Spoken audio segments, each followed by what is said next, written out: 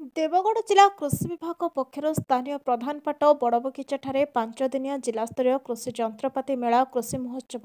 द्वितीय दिवस में मुख्य अतिथि भाव अध्यक्ष जिला परिषद कौशिक कुमार प्रधान उपजिलापाल परकित साहू जिला मुख्य कृषि अधिकारी जेनामणि विभूतिभूषण जिला सूचना लोकसंपर्क अधिकारी मनोरंजन सुतार अतिरिक्त जिला प्राणी संपद अधिकारी डॉक्टर दीपक कुमार महंत कृषि निर्वाही जंत्री दिव्यलोचन साहू बरणी अतिथि भाव जोगदे कम मानव संबल यांत्रिक पद्धति अधिक जमी चाष कर हल करने बुणवा रोईवा काटिबा अमल करने कृषिजात द्रव्य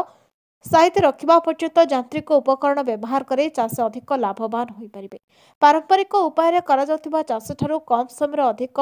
काम कृषि जंत्रपाति द्वारा होउछि अतिथि माने मत व्यक्त करते। अवसर में जिलार कृषि क्षेत्र में अग्रणी चाषी बारकोट लोची प्रधान रियामाल ब्लॉक प्रहलाद प्रधान तिलेबणी ब्लॉक सबिन कुमार सामल अतिथि मानक द्वारा मानपत्र दे सम्मानित करथिले। प्रदर्शनी मेला में मत्स्य प्राणी संपद विभाग उद्यान विभाग कृषि जंत्रपाति विभाग और जिला शिल्प केन्द्र मोट 50 स्टल खोल सहकारी कृषि अधिकारी डॉक्टर गौरीशंकर प्रधान शेष में धन्यवाद अर्पण करथिले।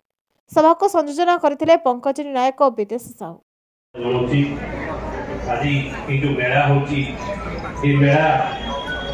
पूर्व सरकार करथिले यार मूल लक्ष्य थिला जे हमर ई मेला को सब चाषी भाई माने आसंतु एठारे थिबा जो जंत्रपाति कृषि जंत्रपाति देखंतु मंचासीन अतिथि वृंद एवं आम मीडिया सहित भाई माने एवं आम जिते उपस्थित आज कृषि मेला कृषक भाई भौणी मोर गुरुजन मान को मो ना सबिन कुमार सामल मुझे तिलेबणी घर तिलेबणी गोटे कोड़िया भजा अंडा प्रत्येक दिन बाढ़ आम घर सम्मानित अतिथिवृंद एवं आम सामने मो सामने जो अच्छा प्रेस मीडिया भाई भाई तथा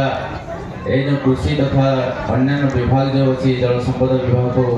आपंकर मत्स्य प्राणी संपद से विभाग विभागीय अधिकारी देवगढ़ टेकेश्वर गुरुंग रिपोर्ट नायवती टीवी।